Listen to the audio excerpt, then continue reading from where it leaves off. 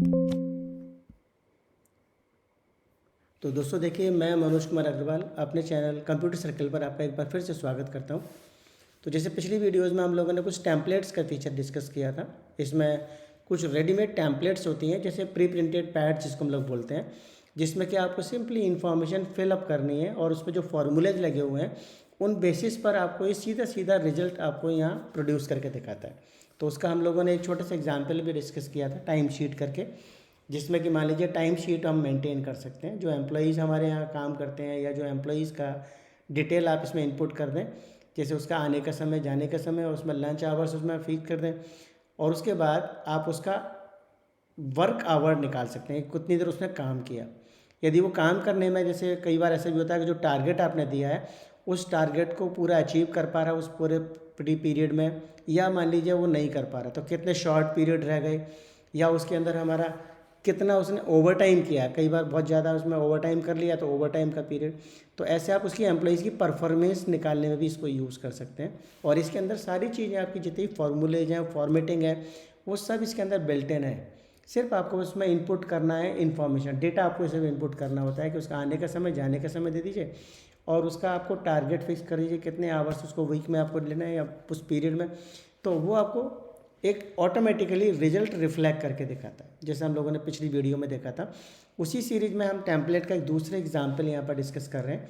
तो इस टेम्पलेट में आपको पता है कि बहुत सारी इसमें टेम्पलेट्स ऑलरेडी इसके अंदर हैं, जिसको लाने के लिए आप फाइल टैब में जब आप न्यू पर क्लिक करते हैं तो न्यू पर क्लिक करने के बाद आपको यहाँ पर ये कुछ टेम्पलेट्स भी शो करता है। और ये जो टेम्पलेट्स हैं वो टेम्पलेट्स इसके अंदर सेव भी रहती हैं जो आपके सिस्टम में आपकी ऑलरेडी, लेकिन कुछ इसमें ऑनलाइन भी होती हैं जो आप इसमें सर्च करके ला सकते हैं। जैसे मैंने यहाँ पर मान लीजिए लोन एमोर्टाइजेशन लिख दिया,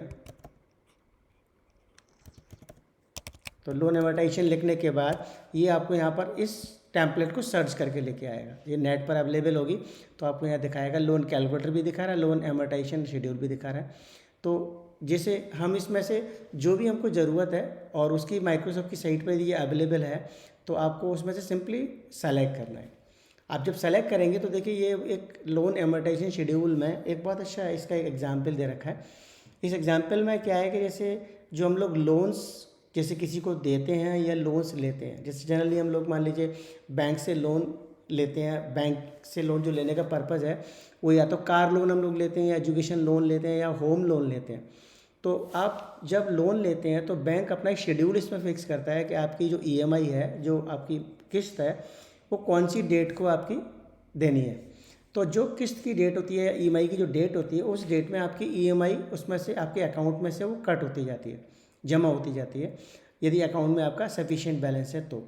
और वो जमा होने के बाद उस ईएमआई को एक शेड्यूल रहता है कि कितने महीने तक या कितने पीरियड तक आपको उसको जमा करना है। लेकिन आपको पता है कि जैसे ईएमआई जो होती है, उस ईएमआई में दो चीज़ें इंक्लूडेड होती हैं। ईएमआई के अंदर आपका एक तो उसमें प्रिंसिपल अमाउंट भी होता है, साथ के साथ उसमें इंटरेस्ट भी होती है। तो हम ईएमआई जो देखते हैं तो ईएमआई हर महीने की आपकी एक सी होती है, लेकिन इसके अंदर जो दोनों पार्ट हैं, जो प्रिंसिपल का पार्ट और इसमें इंटरेस्ट का पार्ट, वो हर महीने रिफ्लेक्ट करता है। रिफ्लेक्ट इसलिए करता है कि जैसे कि जो आपका अमाउंट उसमें पिछले महीने जो आपका ड्यू था वो अगले अगले महीने में आपका कुछ कम हो जाता है। तो जो प्रिंसिपल है उस पर वो इंटरेस्ट कैलकुलेट होती है। तो प्रिंसिपल का अमाउंट जो है ना आपका, उसमें से कंट्रीब्यूशन प्रिंसिपल का धीमे धीमे बढ़ता जाता है और इंटरेस्ट का कंट्रीब्यूशन आपका कम होता जाता है, क्योंकि प्रिंसिपल के जो ड्यूज़ है वो आपके हर महीने कुछ कम हो रहे हैं। तो जैसे जैसे कम होते जाते हैं उस पर इंटरेस्ट आपका कम लगेगी, तो इंटरेस्ट कम लगेगी तो इंटरेस्ट का पार्ट जैसे जैसे इंक्रीमेंट आपकी होती है ईएमआई की, या जो आपकी इंस्टॉलमेंट का जो नंबर है जैसे जैसे बढ़ता है, तो आपकी इंटरेस्ट हमेशा कम होती जाती है और प्रिंसिपल का जो कंट्रीब्यूशन वो आपका इसमें बढ़ता चला जाता है। तो हम इसके अंदर जैसे ये पता करना चाहें कि जिस महीने में हमने जो ईएमआई इनपुट की है, उस ईएमआई में हमारा प्रिंसिपल में कितना डिपॉजिट हुआ और इसके अंदर हमारा जो इंटरेस्ट वाला पार्ट हुआ वो कितना हुआ है। तो उसके लिए बहुत परफेक्ट एप्लीकेशन है कि आप इसमें इस टेम्पलेट को यूज़ करके बड़े आराम से इसको देख सकते हैं। तो मैं यहाँ पर लोन एमोर्टाइजेशन शेड्यूल को यहाँ पर जब सेलेक्ट कर रहा हूँ तो यहाँ पर ये लिखा भी है कि stay on top on a mortgage, home improvement, student और other loans with this Excel amortization schedule. जैसे आप लोग इसको जनरली हम लोग होम लोन के लिए यूज़ करते हैं, मॉर्गेज के लिए यूज़ करते हैं, या स्टूडेंट या एजुकेशन लोन के लिए यूज़ करते हैं। तो use it to create an amortisation schedule that calculates total interest and total payments and includes the option to add extra payments. कई बार इसमें हम लोग एक्स्ट्रा पेमेंट का भी फीचर रखते हैं, जैसे मान लीजिए हमारी जो EMI आ रही है, हम उसके अलावा भी कुछ इसमें एक्स्ट्रा पेमेंट कर सकते हैं। तो यदि आप एक्स्ट्रा पेमेंट कर देंगे तो उसके बाद भी आप इसमें यहाँ प्रोविज़न होता है कि आप एक्स्ट्रा पेमेंट भी इसमें दे सकते हैं। Make amortization calculation easy with this loan amortization schedule in Excel that organizes payments by date, showing the beginning and ending balance with each payment। ये हर बार आपको जो ना हर बैलेंसेस को भी आपको शो करता है और उसमें आपकी स्टार्टिंग डेट और एंडिंग डेट भी आपको शो करता है, as well as in overall loan summary. तो download and keep your loan amortization information close at hand and this is an accessible template। ये accessible template है, इसमें आप कोई चेंजेस करना चाहें तो वो भी चेंज कर सकते हैं। तो देखिए जैसे मैंने इसको सेलेक्ट करके इसे आप क्रिएट पर क्लिक करेंगे तो एक यहाँ पर आपको एक फॉर्मेट या टेम्पलेट का नज़र आएगा, और पिछली टेम्पलेट की जैसे यहाँ पर भी वही है कि जो जो जगह पे आप कर्सर को पोजीशन करेंगे, जहाँ पर कर्सर में यदि आप पोजीशन करेंगे जैसे फॉर्मूला बार पर वैल्यू दिखाता है तो इसका मतलब यहाँ पर वैल्यूज़ दे रखे हैं, और जहाँ जहाँ पर मान लीजिए कोई आप देखेंगे तो किसी किसी जगह पर आपका फार्मूला लगा होगा तो उस जगह पे आप फार्मूला भी देख सकते हैं। तो इसके अंदर जैसे हम यहाँ पर ये देख रहे हैं कि यहाँ कुछ जगह पर फार्मूलेज भी लगे हुए हैं। तो जैसे यहाँ पर ये आपका एक फार्मूला लगा हुआ है जो फार्मूला बार पर दिखाई दे रहा है, तो हमको यहाँ जो फार्मूले लगे हैं उसको हमको चेंज नहीं करना, उसको हमको कोई चेंज मतलब एडिट नहीं करना, लेकिन जहाँ जहाँ वैल्यूज़ है उसको हम इसमें एडिट कर सकते हैं। तो जैसे यहाँ पर इसमें देखिएगा ये लोन अमाउंट का पार्ट दिखा रहा है कि लोन अमाउंट में आपको $5000 दिखा रहा है। डॉलर एक्चुअली क्या है कि यहाँ एक करेंसी का सिंबल कैसे यूज़ हो रहा है, लेकिन डॉलर से मतलब आप ऐसे कंफ्यूज मत होइएगा कि एक जो डॉलर का रेट है उससे आप मल्टीप्लाई करेंगे, ऐसा नहीं है। सिंपल आपको एक करेंसी का सिंबल दिखा रहा है। $5000 का मतलब ₹5000 से मतलब है, अमाउंट से मतलब है, ठीक है। तो यहाँ पर इसको हम चेंज भी कर सकते हैं, हम लोग आगे जाके इसको ये भी डिस्कस करेंगे इसको हम कैसे चेंज कर सकते हैं। जैसे हम लोगों ने देखा भी था कि करेंसी में यदि आप सिंबल बदलना चाहें तो यहाँ पर बदल भी सकते हैं। करेंसी आप सेलेक्ट करेंगे इसका फॉर्मेट और यहाँ पर मोर नंबर फॉर्मेट पर चले जाएँ तो यहाँ से आपको इसका जो सिंबल है ये हम रुपीज़ यूज़ कर सकते हैं। हम लोगों ने पिछली वीडियो में एक बार चेक करके भी देखा था, तो वहाँ से भी इसका रेफरेंस ले सकते हैं, लेकिन मैं एक बार फिर आपको यहाँ पर रिपीट करके दिखा रहा हूँ कि यहाँ पर इसमें हिंदी करके दिया होगा तो उस हिंदी को आप सेलेक्ट कर सकते हैं।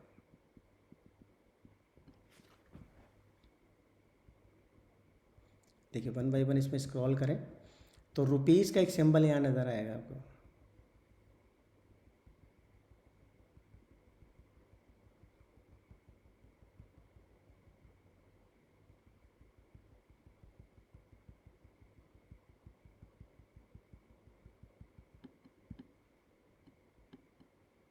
ये हिंदी में रुपीज़।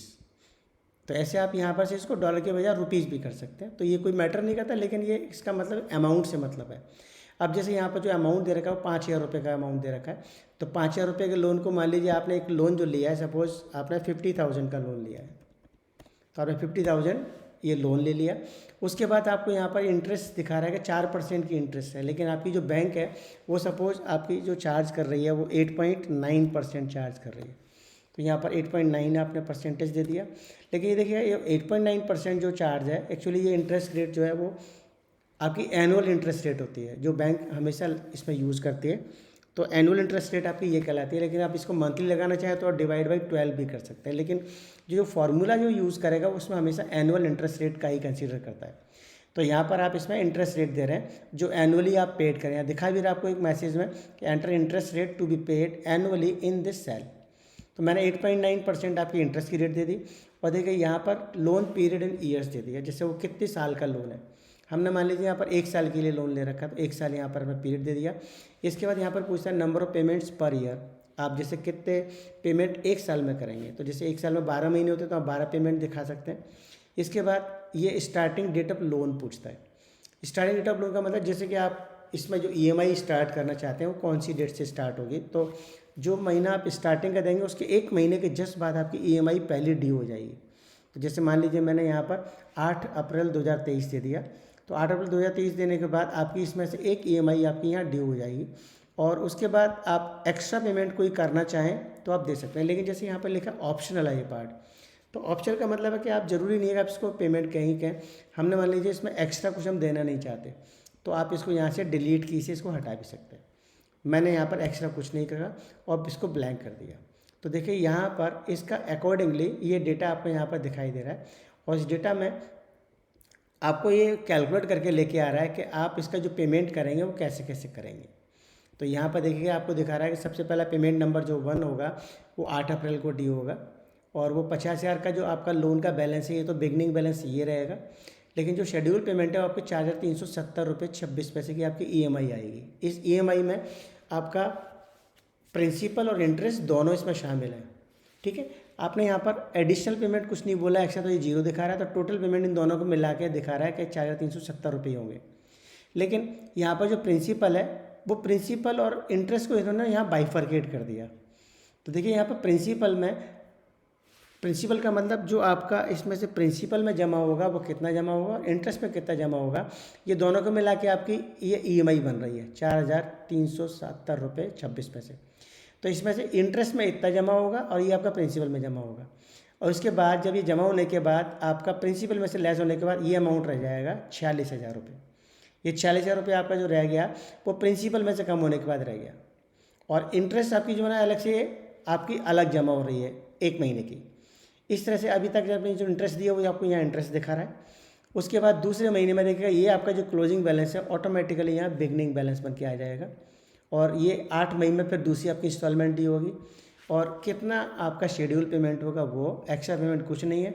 तो टोटल पेमेंट आपका ये होने के बाद 4,029 रुपये आपके प्रिंसिपल में बढ़ जाएंगे। देखिए अब जैसे आप देख रहे हैं ना, पहले और दूसरे महीने में ही आपका अंतर आ गया। हम कह रहे थे कि जैसे जैसे EMI का इंस्टॉलमेंट का नंबर बढ़ता है तो वैसे वैसे प्रिंसिपल का कंट्रीब्यूशन बढ़ता चला जाता है।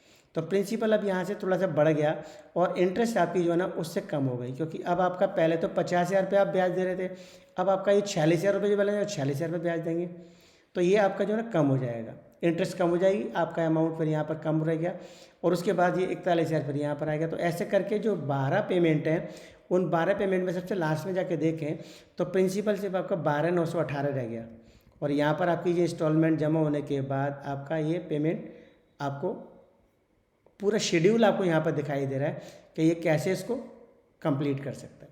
तो ऐसे करके आप यहाँ पर से इसकी एक टेम्पलेट जो क्रिएट कर सकते हैं वो लोन एमोर्टाइजेशन की है, और इसमें आप बिल्कुल क्लियरली ये पता कर सकते हैं कि हमारा जो अमाउंट है जो हम EMI जमा कर रहे हैं उस EMI में से कितना हमारा पेमेंट प्रिंसिपल में जा रहा है, कितना हमारा इंटरेस्ट में जा रहा है। तो ये इसका एक बड़ा अच्छा फीचर है कि आप इसमें टेम्पलेट्स को यूज़ करके इस तरह की रेडीमेड एप्लीकेशन यूज़ करें। लेकिन ये ध्यान रखिएगा कि जहाँ जहाँ पर भी आपके फॉर्मूलेज लगे होते हैं तो उसको आपको चेंज नहीं करना या एडिट नहीं करना, सिर्फ जहाँ पर आप इनपुट वाले सेल्स हैं और इनपुट सेल्स को ही आप यूज़ कर सकते हैं। तो इनपुट सेल्स जो आप यूज़ करेंगे तो वहाँ आप वैल्यूज़ को चेंज कर सकते हैं। अदरवाइज जैसे मैं यहाँ पर फॉर्मूले लगे हुए हैं तो इसको आप चेंज नहीं करेंगे, क्योंकि यदि आप इसको चेंज कर देंगे तो जो इसका कैलकुलेशन का पार्ट है वो आपका बिगड़ जाएगा। आपको सिर्फ इनपुट में वैल्यूज़ देनी होती है। तो यही हमारा एक रेडीमेड पैड की तरह से है, क्योंकि रेडीमेड सॉल्यूशन का मतलब ये हो गया कि इसमें आप रेडीली इसको यूज़ कर सकते हैं और उसको आप फर्दर जो है ना इसमें सिर्फ वैल्यूज़ को इनपुट करके रिफ्लेक्ट करके भी देख सकते हैं। तो ये जो फीचर है ये हमारा टेम्पलेट का फीचर है, और टेम्पलेट का हमने कोई नई वर्कबुक ओपन की है तो आप उसको यहाँ पर जाके सेव भी कर सकते हैं। और सेव करने के बाद उसमें देखा है आपने यहाँ पर कस्टम टूल्स हमारे जो यहाँ पर दिखाई दे रहे हैं, क्विक एक्सेस टूल्स, इससे भी हम सेव कर सकते हैं, या फाइल में जाके आप यहाँ पर सेव पे जाके भी क्लिक कर सकते हैं या सेव एज भी कर सकते हैं। क्योंकि फर्स्ट टाइम भी आप सेव करते हैं तो उसके लिए हमारा तीनों ऑप्शन में हमारे पास एक ही फीचर रहता है। तो आप यहाँ पर सेव पे क्लिक करेंगे तो पूछेगा आपको यहाँ पर कहाँ सेव करना है। तो इसमें लोकेशन जैसे कई बार आप इसको वन ड्राइव करके जो लोकेशन है वहाँ पर सेव करना चाहें तो ये क्लाउड पर भी आप सेव कर सकते हैं। ये जो आपकी एक साइन इन करना पड़ता है तो आपको वन ड्राइव पर, जो माइक्रोसॉफ्ट का एक वन ड्राइव आपका सोल्यूशन है, वहाँ पर एक आपको स्पेस मिल जाता है तो वहाँ आप इसको सेव कर सकते हैं। इसका एडवांटेज ये मिलता है कि आप कहीं से भी इस फाइल को एक्सेस कर सकते हैं। लेकिन जैसे आप इसको पर्टिकुलरली अपने PC पर ही स्टोर करना चाहें तो आप यहाँ पर दिस PC सेलेक्ट करके उसकी लोकेशन सेलेक्ट कर सकते हैं, और लोकेशन दिस PC में करने का डॉक्यूमेंट जैसे आपको दिखा रहा है आप चेंज करना चाहें उसको भी बदल सकते हैं, और यहाँ पर फाइल का नाम दे सकते हैं। जैसे मैंने यहाँ पर फाइल का नाम कुछ भी दे दिया तो उस नाम से आपकी ये फ़ाइल सेव हो जाएगी, और इस फाइल को आप टेम्पलेट से उस वर्कबुक पर जब आप सेव कर लेंगे तो वो फाइल आपकी फर्दर आप आगे जाके यूज़ भी कर सकते हैं। तो ये देखिएगा हमारा इसमें टेम्पलेट का फीचर था, जिसको हम लोग टेम्पलेट को एडिटिंग करने के बाद उसको चेंज करके देख सकते हैं और उसका रिफ्लेक्शन देख सकते हैं, और उसको अल्टीमेटली वर्कबुक में जाके सेव भी कर सकते हैं। तो आज इस वीडियो में हम यहीं पर इतना ही रखेंगे। अगली वीडियोज़ में हम लोग इसके कुछ और एडवांस फीचर्स को डिस्कस करेंगे। तो देखिए ये जो चैनल है, इस चैनल को यदि आपने सब्सक्राइब नहीं किया तो प्लीज़ इसको सब्सक्राइब कीजिए, लाइक कीजिएगा, शेयर कीजिएगा और कमेंट भी कीजिएगा। Thank you.